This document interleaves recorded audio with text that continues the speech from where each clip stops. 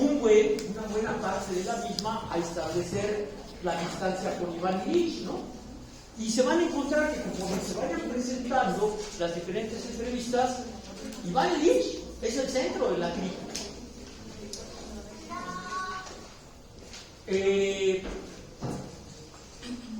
Y una crítica muy fuerte, muy aguda.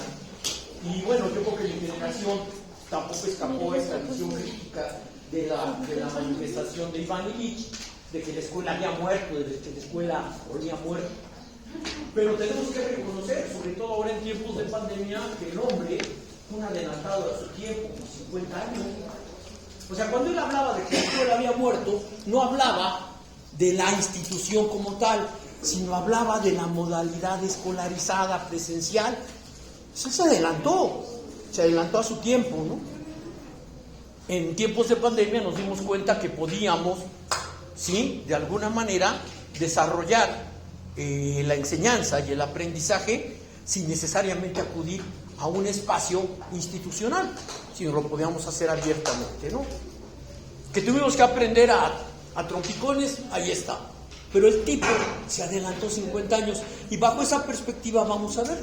Él no era un educador, nunca dio clases, ni le interesaba. A él le interesaba la medicina. Y dentro de la medicina encontró un espacio para hablar de la educación y habló muy fuerte. Entonces, pocas gentes, cuando lees algún texto de Iván Ilich, se mete tanto y profundiza en el tema que no deja ver qué es él, ¿no? Pero en esta entrevista, él habla de sí y lo que piensa de Freire y cómo zanja esa diferencia, ¿no? Entonces, esperen, ¿sí? Con bastante entusiasmo lo que el equipo integrado por Sandra, por Noemí y por Teresita de alguna manera ha preparado. ¿Está bien? Okay. Bueno, antes que se me olvide, mi querido Diego, tenemos una... ¿Listo? ¡Oh! Ahí está. ¿Sí? Ahí lo tenemos. Cuídense, entonces, empecemos.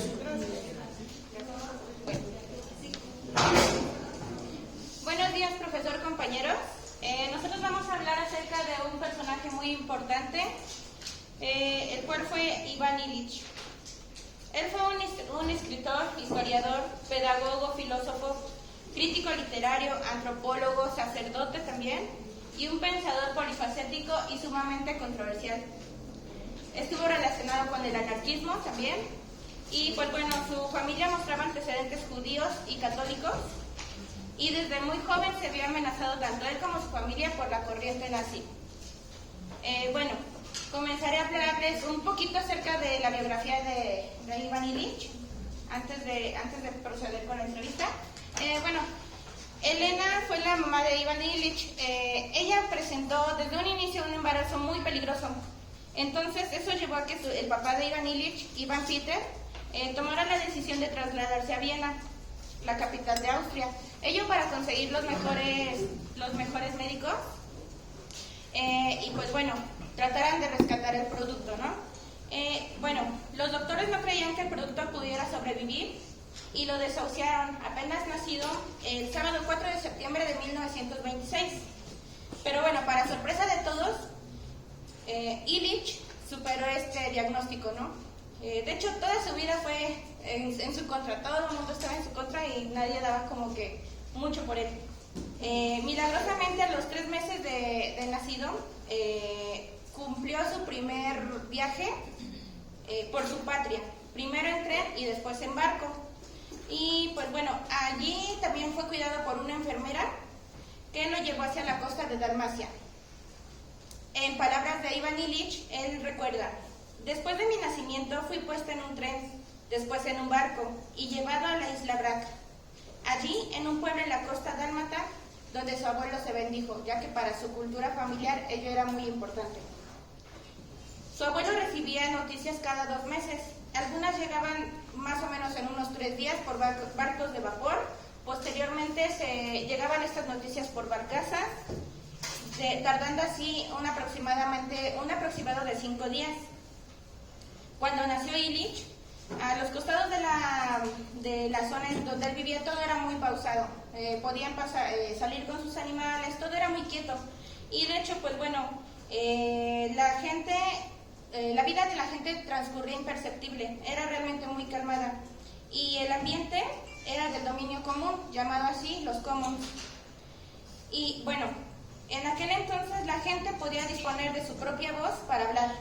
Esto cambió con la llegada de Illich a la isla de Brac, en donde precisamente se transportó el primer altavoz.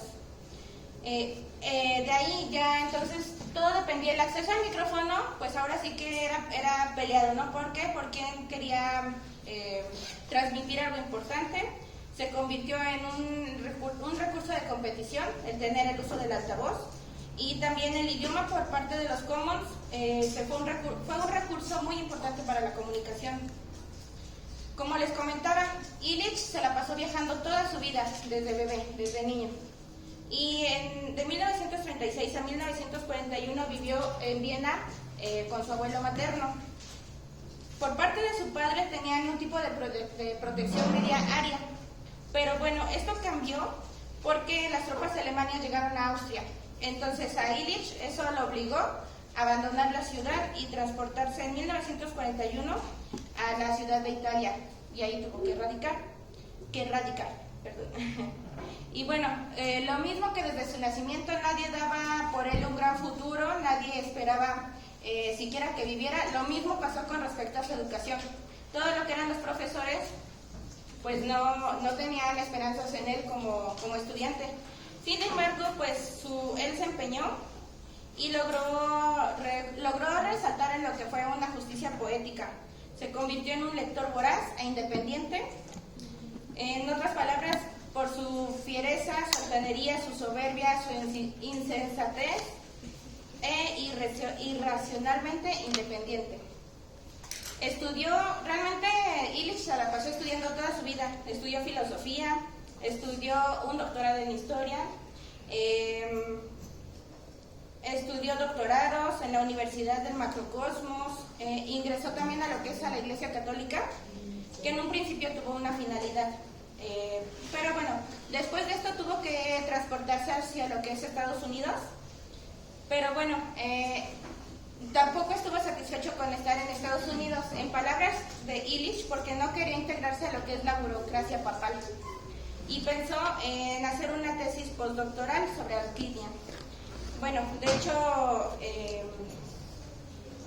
en Nueva York fundó lo que es el Centro de Formación Intercultural, en donde, capacitaba a los misioneros sobre lo que es el lenguaje.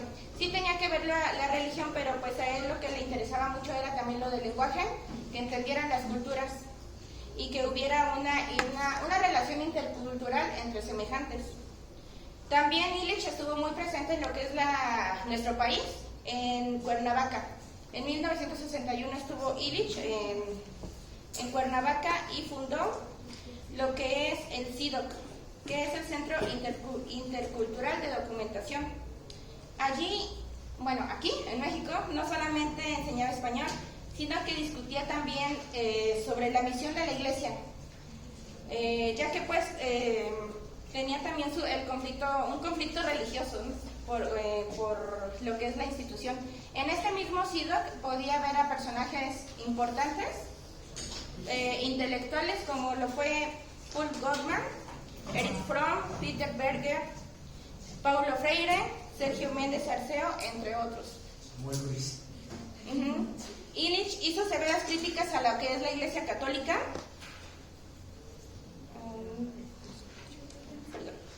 En una conferencia, de hecho, Illich dijo que lo que es la Iglesia Católica hizo una comparativa con lo que es la compañía de motores Ford y acusó a la Iglesia no ser más que otra burocracia que promovía el veneno llamado modernidad o desarrollo.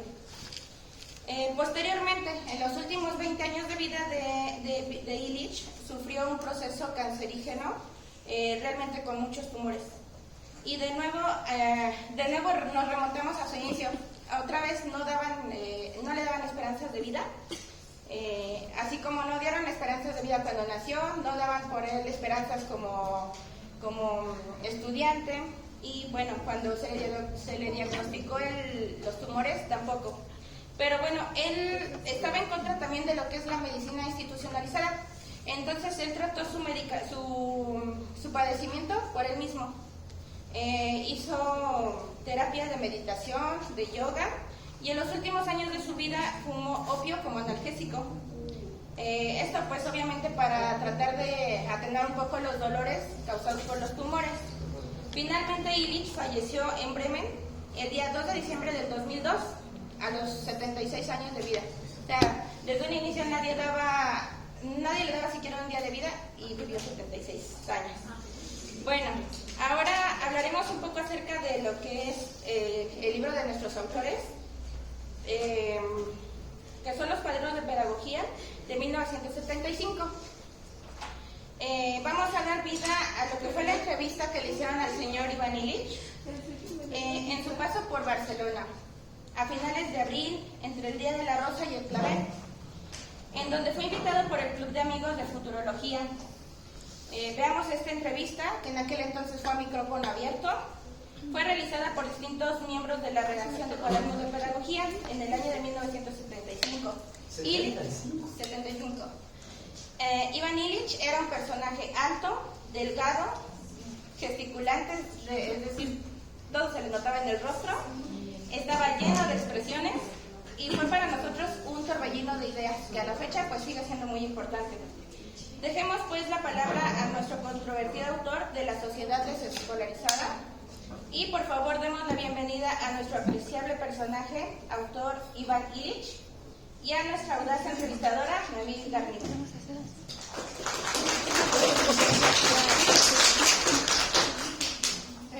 Buenos días, señor Illich, es un gusto tenerla aquí. Hemos estado realizando su trabajo y nos interesa saber más de sus aportaciones y de sus propuestas. Comienzo preguntándole, ¿cuál es tu hipótesis de partida en el análisis de la escuela? Principalmente buenos días, y creo que la hipótesis que planteo se basa en la distinción meramente técnica de lo que son los medios de producción que nos dan un bien y servicio. En este caso, hablando de la escuela, el bien y servicio que se nos produce pues es lo que llamamos educación. También, en otras palabras, se puede decir que me baso mucho en la interacción que se presenta entre el hombre y lo que son las clases sociales. En el análisis que lancé anteriormente sobre la escuela, hablo precisamente de lo que se menciona. La escuela es un medio mediante el cual se va a producir algo, un producto. Este producto es la educación. Esta va a ejercer cierta fuerza o cierta imposición ante la sociedad. Algo muy interesante es que a pesar de que existen diferentes clases sociales, de que existen diferentes grupos sociales, va a afectar a todos por igual. Entonces, este es mi punto de partida. ¿Podrías definirnos entonces qué entiendes por escolaridad? Sí, cuando me hablas de escolaridad, considero que mi análisis va más allá solamente de centrarme en el producto, como te mencioné, es la educación. Me centro en otras cosas importantes, como lo son, por ejemplo, las horas. Es un factor o un elemento que siempre va a afectar a las circunstancias que se estén dando. Para esto, cuando hablo de escolarización, hablo de las horas que pasa una persona dentro del salón de clases. En otras palabras, también son los años que pasa una persona preparándose dentro de un aula para poder obtener un certificado que le diga cuando se expide ese certificado, que ahora tú, por tener ese papel, eres mucho más que yo o estás en una posición social mayor que yo. Esta escolaridad va a tener diferentes efectos. Uno de ellos, y tal vez alguno de los más importantes, es el currículum explícito. Este pues básicamente se centra nada más en lo que el maestro ve, en lo que la clase dominante y la clase hegemónica ve, que considera que se tiene que enseñar al receptor del conocimiento, que es el alumno. Entonces, creo que este currículum explícito no nos ofrece más que eso. ¿A qué otros efectos de escolaridad te refieres? Anteriormente te mencioné que considero que esta escolaridad me permite obtener educación. Sin embargo, también considero que sirve para la represión y castración social. Es decir, me va a limitar que un ser autodidacta se desarrolle y lo va a hacer un títere de lo que es la institución, la escuela, y que es algo que solamente la escuela va a poderle ofrecer conocimientos. Es decir, me hago alguien que te sirve a ti como institución. Sabemos que te has interesado por la sociología del conocimiento. ¿Nos podrías parte de la sociología te interesa y cómo se relaciona con la pedagogía? Efectivamente, sí. Me interesa la sociología del saber, sin embargo, siempre trato de ir más allá. Y me centro mucho en lo que es la sociología de la religión. ¿En qué sentido? A lo mejor te parecen dos aspectos muy diferentes, pero tienen mucha relación debido a que considero que la escuela es un ritual. La educación es un ritual, la escolaridad es un ritual, que como todo ritual va a presentar un proceso en el que se van a manifestar mitos. Uno de ellos precisamente te lo estaba mencionando, a lo mejor no lo has notado, pero es sobre los títulos universitarios. Estos títulos que me van a permitir, por el simple hecho de tener un título, creer que soy más que tú, porque soy más que tú. A veces eso pues no es cierto. ¿Cuesta considerar al receptor como alguien que llega a determinar a la institución, que su conexión colectiva se da en esta institución? Yo no digo que esta institución sea una consecuencia de la organización que predice, sino creo que hay un ir y venir en medida de que el receptor se cualifica socialmente y pues puede ser explícita o implícitamente, pero también hay una cierta estructuración. La manera en que el receptor percibe el mensaje es desigual, porque le llega o no le llega y pues es muy distinta para cada quien. Y de aquí podría salir otra pregunta, que sería ¿cuál sería el planteamiento futuro de la institución? Bueno, yo trato de distinguir o de percibir dos tipos de instituciones.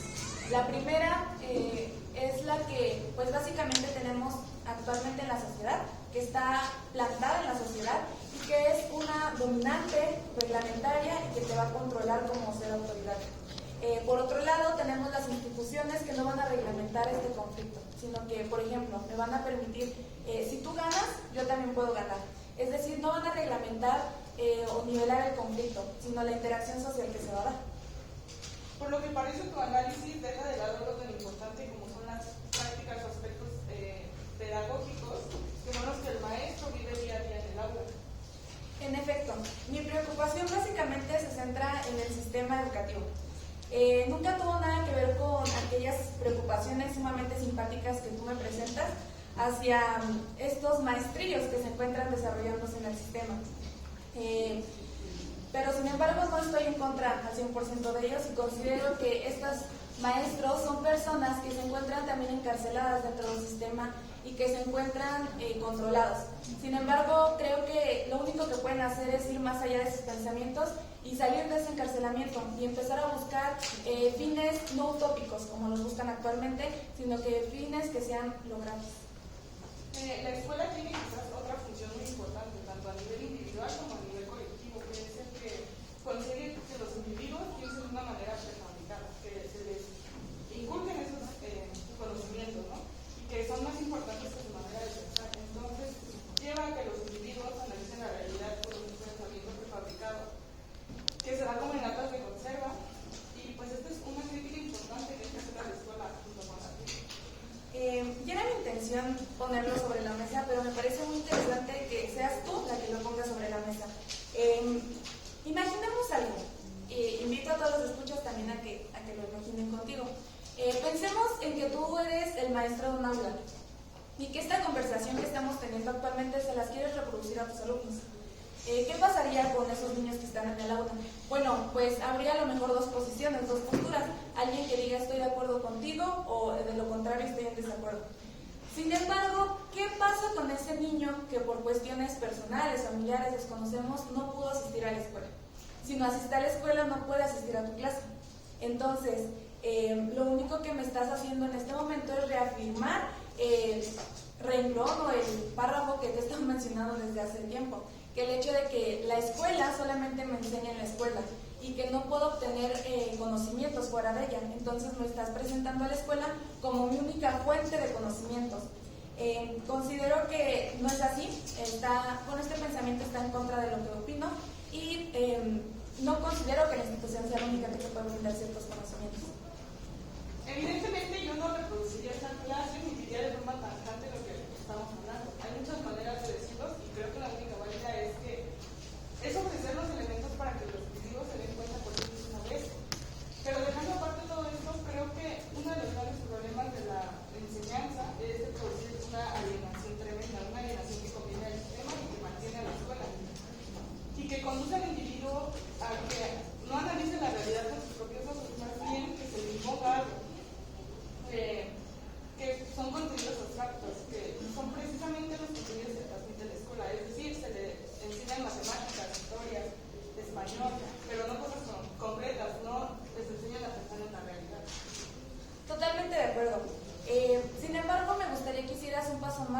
razonamiento y que te preguntaras, ¿por qué no podemos transformar el mundo en un gran aula? Puedo pensar y puedo creer que esta es una pregunta que a lo mejor ha pasado por tu mente, que incluso ha pasado por la mente de los escuchas cuando escuchan o leen mi pensamiento. Sin embargo, yo no quiero eso. No quiero que el mundo sea un aula, pero sí quiero y creo que en el mundo existen muchos instrumentos que me pueden brindar conocimiento, que al interactuar con ellos me va a permitir tener un momento de autorrealización como ser autodidacta. ¿Ves la diferencia? Hasta ahora hemos estado hablando de una realidad escolar, y sería el momento de pasar a otro aspecto. Imaginemos que la escuela no existe. Surge la pregunta: la reproducción de todos estos esquemas sociales, la reproducción de las diferencias sociales, la reproducción de la valoración de una cultura se elimina con esto. ¿Es la escuela el único mantenedor de todo este estado de cosas o hay muchos más elementos? Mira, la escuela la puedo observar yo desde dos puntos de vista o desde dos perspectivas. Una, la veo como una expresión particularmente represiva, como ya te había mencionado, castrante y de cierta manera simbólica en un sistema sociopolítico general. En segundo lugar, pues tengo que podríamos tenerla como un elemento razonable de la división de poder, del trabajo y sobre todo de la polarización de esta, es decir, el poder siempre se va a cargar hacia un polo. En este caso, y considero que es algo que pues, tú también puedes pensar, es el hecho de que las clases dominantes siempre van a tener cierto poder. Algo muy interesante es que Bourdieu y Passerón ya habían tratado algo parecido sobre la escuela. El hecho de que ellos creen que existe una valoración del consumo del saber, es decir, yo consumo lo que tú me estás brindando, el producto que tú me estás brindando. Este producto es el conocimiento, los conocimientos que me estás impartiendo.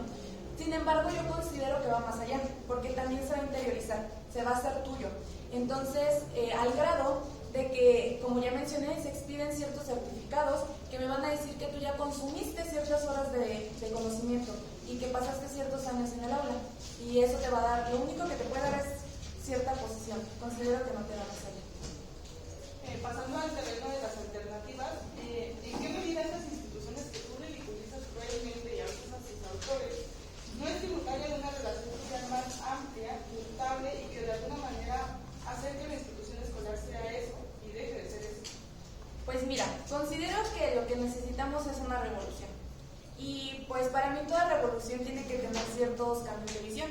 Y existen ciertos elementos que tienen que interactuar para que la revolución sea una verdadera revolución. Uno de ellos es la visión, el segundo son cambios de motivación y el tercero son cambios técnicos. Si estos tres no coinciden y no interactúan, no va a haber una verdadera revolución. Desde mi punto de vista y desde mi perspectiva, lo que quiero y lo que busco mucho es el cambio de técnica. Este cambio considero que nos va a brindar una verdadera revolución en lo que actualmente es el conocimiento institucionalizado. Entonces, no veo por qué una institución de escuela universal que se estableció hace 80 años tiene que seguirnos preocupando o tiene que seguir, tiene que continuar, tiene que perseverar. Entonces, considero que esta es una afirmación que puede ser sumamente dolorosa para todos tus escuchas, que son maestrillos o que se están formando para ellos, pero sinceramente y desde mi punto de vista lo único que te puedo decir es que es verdad. Entonces, a partir de esto que tú mencionaste, esta revolución, ¿qué opinas de este inicialismo militante que hay en UNESCO que incluso está pensando en crear un departamento de desescolarización? Bueno, la lucha que tenemos en colaboración con la UNESCO es el hecho de permitir que las personas o buscar que las personas no hagan obvio lo obvio. Es decir, existen conocimientos que se brindan en la realidad, en la vida cotidiana. Sin embargo, la escuela lo único que hace es institucionalizarlos. Sigue siendo un conocimiento obvio y que voy a adquirir en la vida cotidiana, pero bajo un nombre, la escuela. ¿Cuáles serían los obstáculos o los problemas que te han llevado a marginar a una institución por tanto teñida como alienadora como es la familia? Mira, considero que el concepto de familia es un concepto muy elástico. Un concepto que va de diferentes países, o sea, que incluye diferentes países, que va a ser un concepto muy cambiante, que va a cambiar en cuanto al entorno familiar, etc. Sin embargo, nunca delimito o nunca segrego a la familia como un concepto que esté relacionado con la escuela. Considero que está relacionado porque al final de cuentas la escuela pertenece a una familia que va a buscar mantener el poder de generación en generación. Sin embargo, cuando me plantean esta pregunta que me estás haciendo, me lo hacen desde otra perspectiva, con otra pregunta, por así decirlo. Y es, ¿cuál es tu ideología sobre la familia? Cuando intento responder esta pregunta, es inevitable entrar a un discurso que me ayude a explicar que yo no busco analizar la familia desde el concepto como tal, sino con los instrumentos racionables que están relacionados con él. Entonces, si te contesto esta pregunta que tú me estás planteando, tendríamos que entrar a una discusión que iría procediendo de una manera muy análoga. Y no creo que tú ni tus escuchas quieran proceder de esa manera. El día martes estuvimos con Freire conversando largamente y preparando un pequeño monográfico sobre su pensamiento. Quisiéramos, si te parece un tema abordable, que nos dieras tu opinión sobre el análisis que Freire hace a la educación y qué puntos de divergencia tienes con él. Claro, yo con Pablo tengo un amor amical muy fuerte, de que se da dependiendo debido a ciertas circunstancias que hemos pasado juntos. Sin embargo, cuando dedico a hacer este análisis, o decido hacer este análisis, debo tomar una decisión muy fuerte, y es cortar con rigor cualquier lazo que esté relacionado con ciertos instrumentos analíticos. Uno de ellos pues es lo que conocemos como la teoría del aprendizaje. Paulo está profundamente preocupado por este problema, por el cómo aprende el hombre, y a mí sinceramente lo que me preocupa es que la educación es un tema de todos, de muchos, y para él pues es el tema central. Señor Iván Illich, entonces, ¿nos podría decir, plantear cuál es su propuesta? Claro, seguramente tú y tus escuchas nos han leído y han escuchado sobre el proceso de desescolarización. Este proceso, pues lo que hace es básicamente rechazar el estado actual en el que se encuentra la escuela y la sociedad, sumida en este sistema encarcelamiento, y busca desmantelar todo este sistema. Simplemente yo no te puedo decir que voy a desmantelarlo si no te digo cómo, y es por eso que te lo voy a explicar a continuación. Buscamos tener ciertas redes, enfoques, instituciones educativas de carácter vivencial que me permitan aprender. Estas te las expongo a continuación.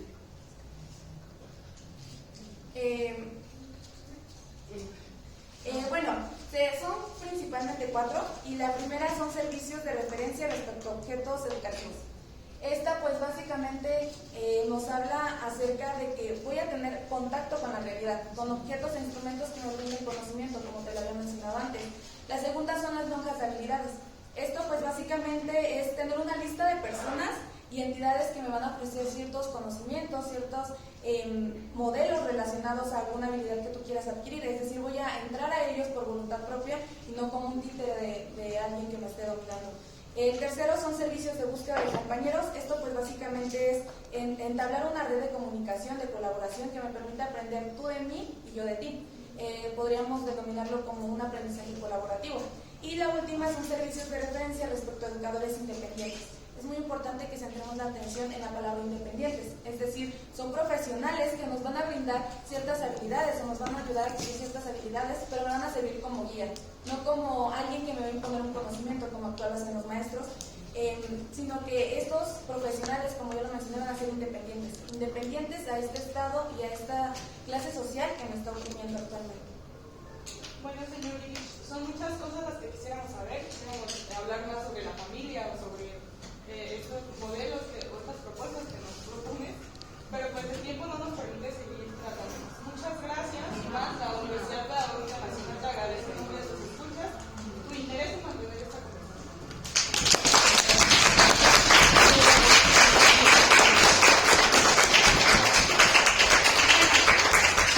Para concluir, abriremos una breve rueda de prensa para aprovechar la visita de nuestro apreciable invitado, señor Illich.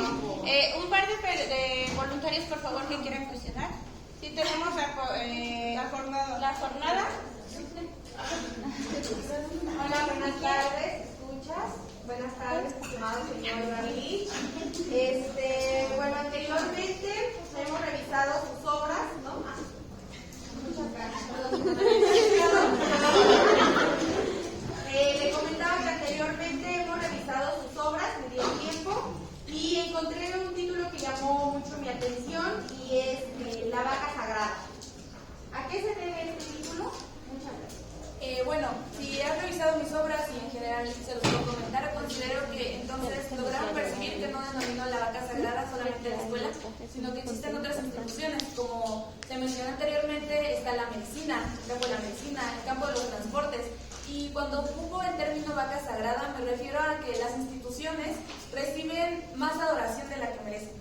Es decir, es un tema ciertamente simbólico y es una expresión simbólica que me va a brindar darle adoración a alguien que sinceramente no lo merece. Ok, demos paso por favor a nuestra invitada de Ardillas Anarquistas, la compañera Jimena, por favor. Del periodo de Ardillas Anarquistas, le tengo una pregunta al señor Iván Illich. Entonces, lo que propone podría ser la homeschool en pleno 2022. Es una alternativa bastante útil y que además facilita el aprendizaje de todos. Sí, considero que el aprendizaje en casa es muy importante debido a que pensemos en que la familia es el primer círculo social que vamos a tener y del cual vamos a estar aprendiendo siempre. Entonces, ¿por qué no sería esta la que nos brinde cierta educación? ¿Por qué tendría que ser un conocimiento institucionalizado que me permita aprender y que sea la única fuente de mi conocimiento, siendo que yo aprendí incluso antes de ingresar a esta?